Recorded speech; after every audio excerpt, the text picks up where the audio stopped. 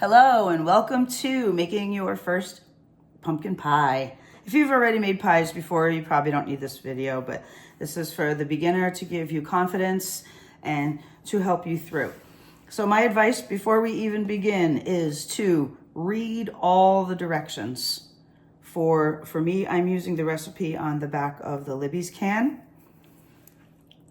If it has Libby on the label, you will like it on your table. If you're old enough to remember that, let me know in the comments. So read all of the directions through. For example, this one you start at 425 degrees, but then it reduces to 350. So if you just read it quickly, you might bake the whole thing at 425. So read all directions. Gather all of your supplies.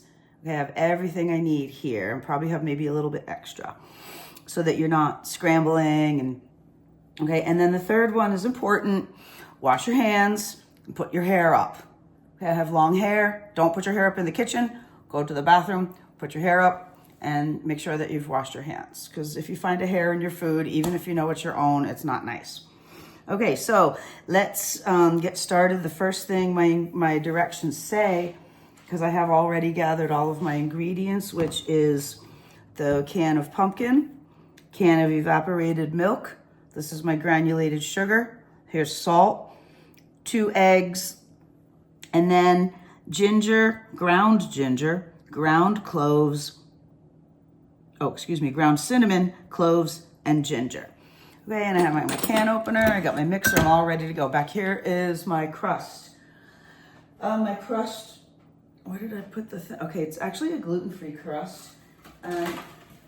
Because I'm gluten-free, but you can use any kind of crust. This is a store-bought crust. I like to cook it on either a pizza pan or a cookie sheet because it helps you lift it out without this little, this isn't very sturdy. Okay, and it also, if it bubbles over, it's not going to get all over your stove and start smoking, and then your pie will taste terrible. So first I'm gonna prepare my crust. I'm gonna move some of this stuff out of the way. I'll show you what I do. Okay, the first thing I'm going to do is poke some holes in the bottom. The directions don't say to do that, but the reason that I poke holes, I'm using a fork, just poking some holes, is because sometimes the crust will lift up and kind of mess up your pie. So if there's holes, the steam can come out. Okay, so I did about, 6 or 7 pokes with the fork. Okay, the next thing I'm going to do is cover the crust, because this has to cook for a long time. It has to cook for 15 minutes plus 30 to 40. So that's the better part of an hour, and this is going to cook a lot quicker than the liquid in the middle. So I want to show you what you do. I take my aluminum foil, and here's another trick. If you take the lid and you put it inside, it helps you rip it off better. Yes, it's just a little strip. Okay, so I need 4 strips. 1, 2, I probably could have done this ahead of time, sorry. 3, 4. Okay, I guess tin foil would have been another thing I needed. So then what I do is, I don't attach it in a straight line because I need to make a circle. I attach them sort of at an angle, and all you do is sort of hold them together like this and just fold that back a little bit, and it stays. Okay, let's add another one. And we're gonna take this off. I'm gonna say this now because I won't show you when I'm baking. I'm gonna take this off for like the last 15-20 minutes so that my crust will brown up. So I'm basically just making a little circle of tin foil. Looks a little awkward because it is. And then I'm going to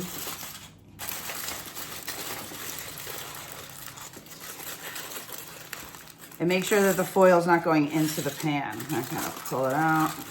Just gently crunch it. You know, foil keeps its shape. I need to get that out of there. That's too much to get out.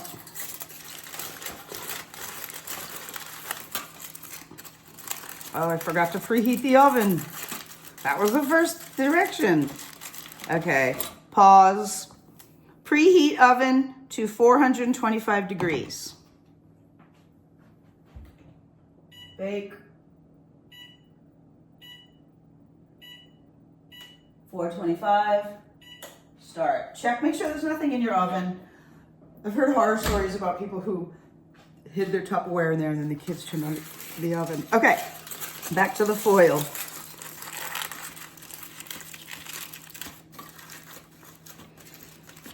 Okay, so I'm gonna go around and make sure that it's not sticking down into the pie part as much as I can. If it does, it's not the end of the world because, you know, I'll pull it out later. Okay, so we will be removing this for the last 20 minutes of baking, okay? So there you can see my crust is now prepared. I poked the bottom and I put the foil and I have it on another cookie sheet. This is how you can pick it up because, like I said, these little things can get a little flimsy, especially when it's full with the heavy pie filling. Okay, you can do this for any pie or even quiche. Okay, so there's your crust preparation. Put it over here for now. Okay, so let's go back to our directions. So mix dry ingredients in a small bowl. Here's my small bowl. And my dry ingredients are 3/4 of a cup of sugar.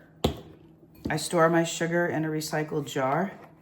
Okay, if you can't find your 3/4 cup, you can use your 1/4 cup and do it 3 times. Help you with the math, people. So here's my 3/4 of a cup of sugar. Okay, you don't want it to overflow. Shake it a little bit so that pile in the middle evens out. Okay. Now, if you accidentally have too much,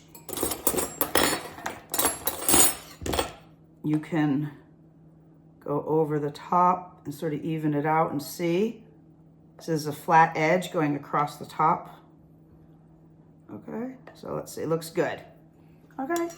Teensy bit of extra isn't gonna hurt a pie, but you do want to make sure you're measuring your ingredients correctly. Okay, sugar, check. Next,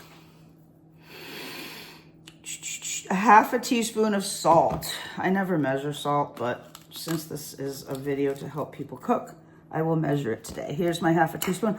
Okay, here's another thing you don't want to do, which I did just do with the sugar.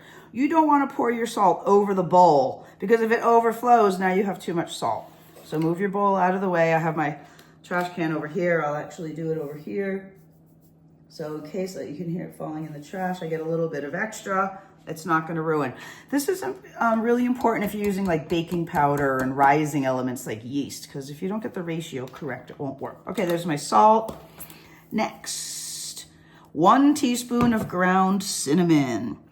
Okay, so I'm using my 1/2 teaspoon. I'm just taking the whole lid off. 1/2 teaspoon. And you can kind of shake it and tap it. 1/2 plus a 1/2, everybody knows, is a whole. There we go. Cinnamon, check. Next ingredient, ginger and cloves. So these are my 3. Just take the whole lid off.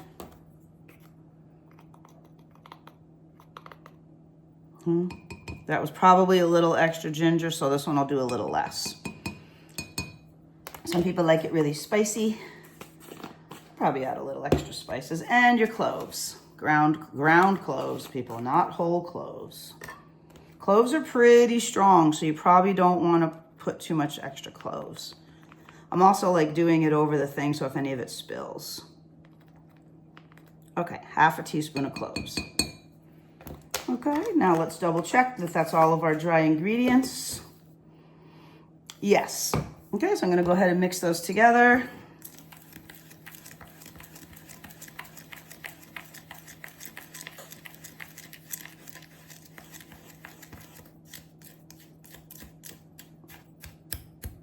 There's a chunk of, there we go. I had a little clump of ginger and you wanna make sure it's all even. Okay, let's move that. Okay, my oven is ready. Did you hear it beep? My oven heats up really quickly. The directions say 15 minutes, but whenever your oven's ready, it's ready. Okay, now in the big bowl, beat eggs in large bowl. I always crack my eggs over the trash so I can just drop the shells right in.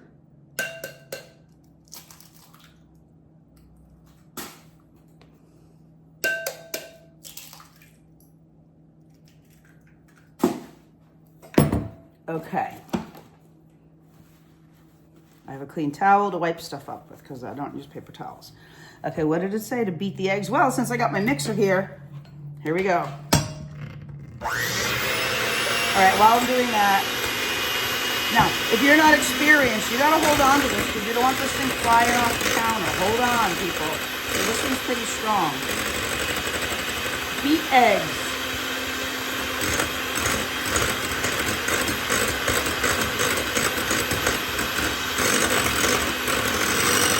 I like to beat them so they're fluffy and a little bubbly. What was that, like a minute?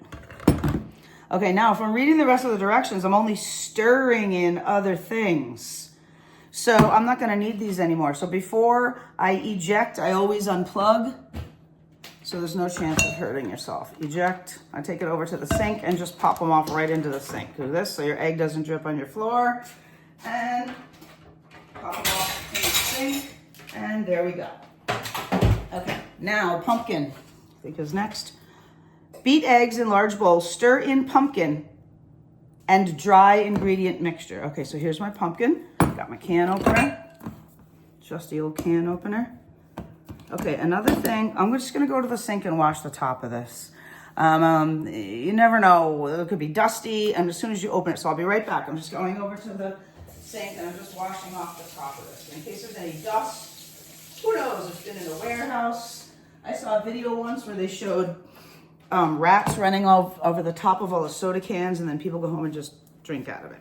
So, although this will be cooked in the oven, so any germs would probably be killed. All right, so here we go. I am baking this the day before Thanksgiving, and maybe you ask why.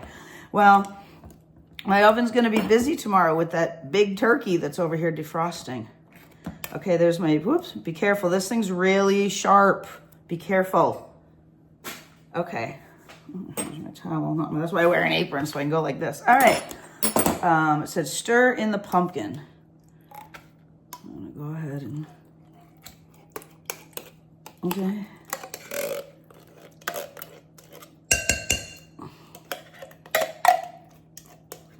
I forgot to mention that on the pie crust directions, it did say to let it defrost. So I did that before I started the video so that the pie shell would be ready. Okay, you want to get all your pumpkin out. You don't want to waste any of that beautiful pumpkin. Okay.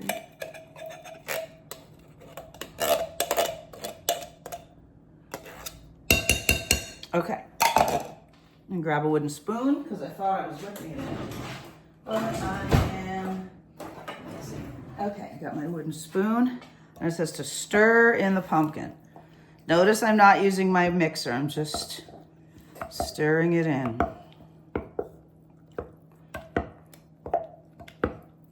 Okay, so you can scoop some and kind of go around in a circle. Take some from the bottom, put it on the top. Go around in a circle. Go around the other way. Whatever you do to mix stuff up. You can see it's finally starting to mix together. There we go. It says stir, not mix. So that's why I'm using my wooden spoon. Oh, that's looking nice. Okay, there we go. Okay, next. Stir in pumpkin and dry ingredient mixture. So here's my dry ingredient mixture. Now, if you're nervous about pouring all of this in at once, you could take your scoop and just use it to put a little bit at a time. And go ahead and stir it in. Okay, make sure you scrape the sides of the bowl. Ooh, it's giving it a pretty color. I can see it changing color yet. Oh, it smells so good. Okay, I'm just gonna go ahead and dump it in.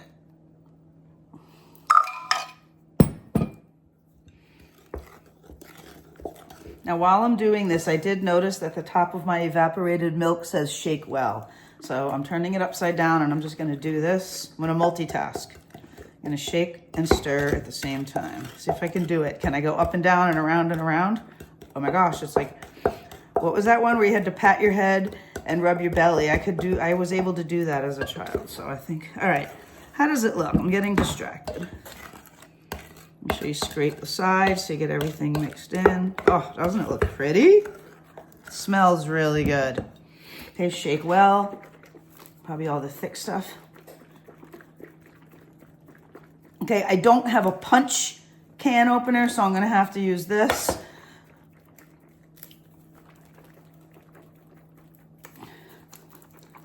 Do you think that's shaken well yet?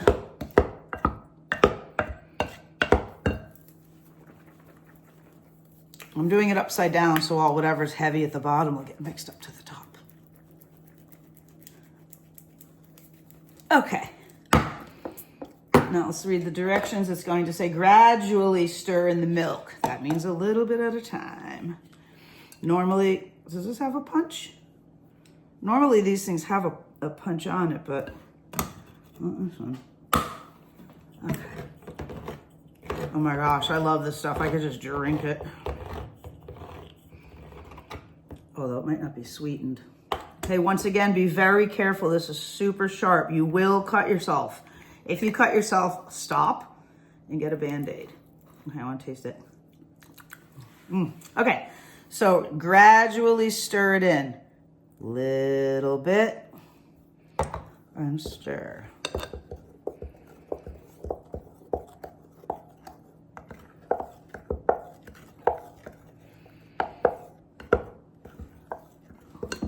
A little bit more. I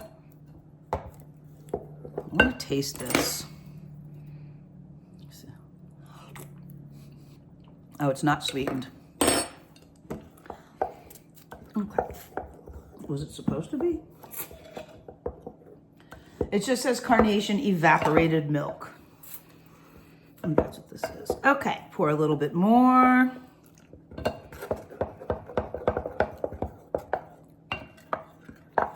Oh, you don't have to use your mixer to beat the eggs, by the way. You could have used a fork. I just had it out because I thought the whole thing, gee, did I read the directions? I did, but I still had the mixer out anyway.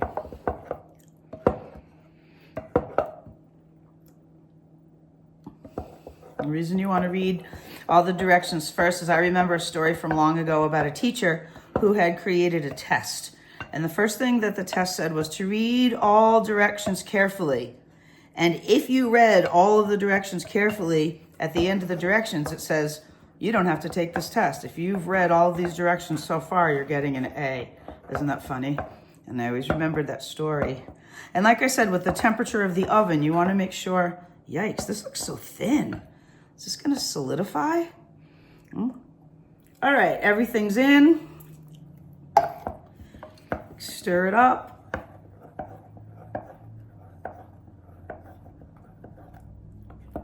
You know what? I just thought of something. I'm going to put a little piece of parchment paper underneath my pie because I'm feeling lazy.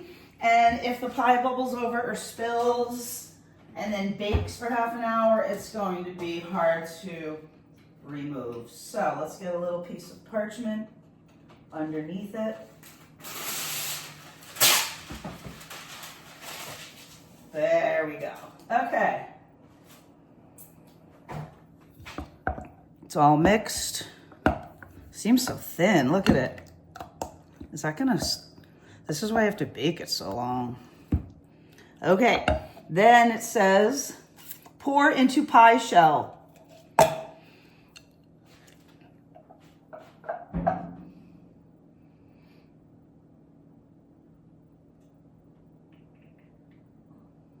Oh dear, is it gonna bubble over? Okay, I'm up to the top. Shoot. Is my crust not big enough? I'm not gonna overflow it. I think that's enough. I'm actually not using it all. What happened? Is maybe my pie crust isn't big enough. A little more. All right, I'm actually leaving a little bit out because I don't want it to overflow and bubble over. Okay, here we go. It's going in the oven. Oh, try not to spill it. This is why I poured it right here. Okay, honey, you gotta wait. I'm busy I may have overfilled it. You know what? Let me just taking some out. Okay, hold on. I'm in the middle of my pumpkin pie. take a little bit out. I think I overfilled it. All right, now that I let all the heat out, I shouldn't have left the door open that long. Okay, now the directions say that you only want to bake it at 425 for 15 minutes. Then reduce your temperature to 350 for 30 to 40 more. It says until the pie edges are firm and center is set. Cool on a wire rack for 2 hours. Okay, so it's in the, wait, I gotta set my timer. Timer, 15 minutes. And start. Okay, so our pie is in. This is going to be the end of part 1. Come back later when it comes out of the oven. I wanted to show you that I did the pumpkin pie math.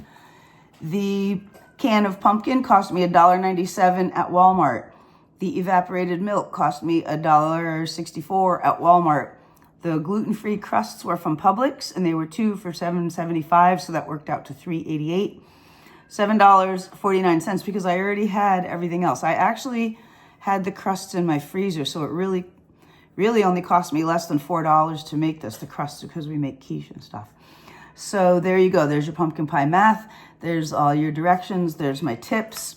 And we'll see you for part 2. If you've watched this far, thank you and happy Thanksgiving. See you when the pie comes out of the oven.